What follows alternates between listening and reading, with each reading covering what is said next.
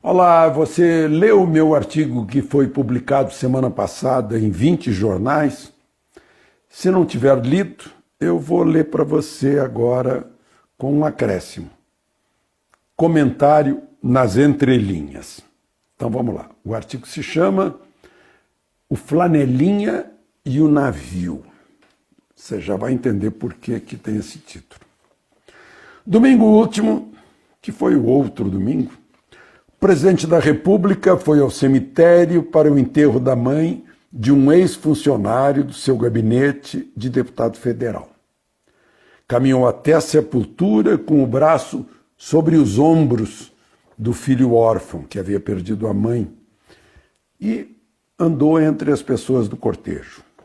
3 dias antes, já havia ido a uma favela construída sobre um antigo lixão, a cidade estrutural, para retribuir a visita que recém lhe fizera no Palácio do Planalto aquela menina usada por uma fake news, em que supostamente ela recusava o cumprimento do presidente. E aí o presidente no cemitério, como lá na favela, novamente se expôs.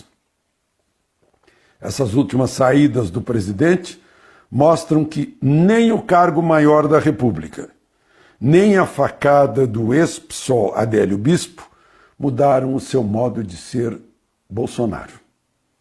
Um risco para a segurança dele, tal como acontecia durante a campanha e teve resultado dramático lá em Juiz de Fora. O sonho da oposição é que esse Bolsonaro mude, pois foi esse Bolsonaro que derrotou todos os outros candidatos, ao contrário do que afirmavam as pesquisas, lembram? Derrotou as pesquisas e os que pensavam com arrogância que poderiam conduzir a cabeça do eleitor. Com as redes sociais, o eleitor se libertou, eu escrevi aqui. É uma mudança, né? Antes o eleitor ficava aí recebendo marqueteiro, as grandes redes, muito noticiário. Depois veio a rede social. E o eleitor encontrou outros caminhos para se informar. Volto ao artigo. Nesses 4 meses de governo, o que se tem visto e ouvido é que os opositores parecem estar ainda em campanha, num terceiro turno, com sede de vingança pela derrota nas urnas. Isso é uma coisa que Freud explica, né? O estilo aprovado nas urnas virou o governo do país, mas muita gente gostaria que o setor público federal continuasse com os velhos vícios. Para quê? Para manter as mamatas, os cargos, os benefícios, a pregação destrutiva do país. Não aceitam a mudança e criam ficções, ainda na tentativa de convencer a opinião pública e enfraquecer o governo. Uma parte mais ingênua do governo é usada ao dar respostas a provocações. Há uma parte ingênua do governo que fica respondendo. Tem coisa tão absurda que não merece resposta. Ao responder, a gente se iguala a certas críticas chulas, vulgares e de baixo calão. Isso não se deve responder. O vice-presidente, por exemplo, já entendeu isso. Há alguns dias ele começou dizendo para um repórter que queria fazer fofoca: é página virada, vire a página. E até agora ele tem virado a página. Faz muito bem, aliás. Volto ao artigo. Um flanelinha, num centro comercial de Brasília, foi lá no Gilberto Solomão, me abordou outro dia dizendo que não havia votado em Bolsonaro, que não gosta dele, mas, abre aspas, agora que ele é presidente não adianta mais chorar, porque estamos todos no mesmo barco. Não dá para deixar o navio afundar só porque eu não gosto do capitão. Fecha aspas. Vejam só o pragmatismo desse cidadão flanelinha, né? Ele sabe muito bem que a reforma da Previdência, por exemplo, né? A reforma das leis penais, né? Essa história aí de desarmamento que nos deixou à mercê dos assassinos, dos homicidas, dos assaltantes em geral, né? Só beneficiou o bandido. Bom, voltemos ao artigo, né?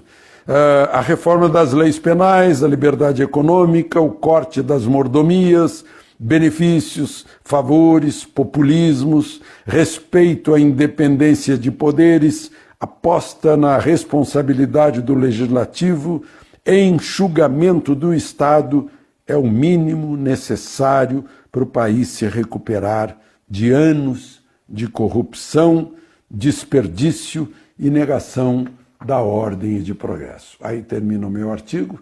Eu gostaria de comentar um pouquinho mais, né? A gente passou anos, décadas de corrupção, aumentando cada vez mais, numa progressão geométrica, porque as pessoas, quanto mais roubam, mais querem roubar na medida em que sentem a impunidade. A impunidade é estimulante.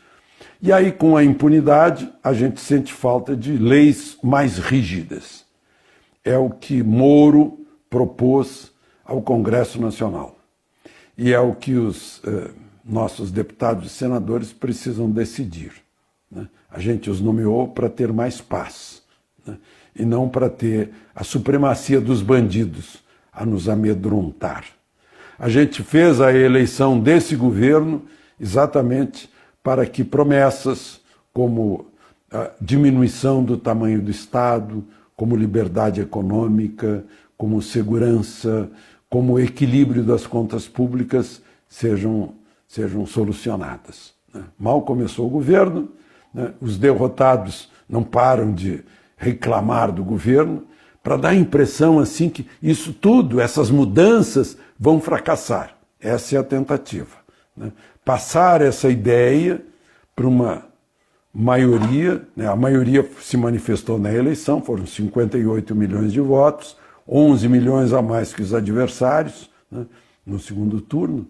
Então, tenta-se passar essa ideia de que o país não quer essas mudanças, não quer segurança pública, não quer moralidade no serviço público, não quer um Estado menor que possibilite que o país real, o país liberal, o país privado cresça, né? Você cresça, a sua empresa cresça e possa empregar mais.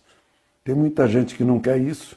Eu diria que são não apenas sádicos, mas são masoquistas também, que vão sofrer juntos se o navio afundar.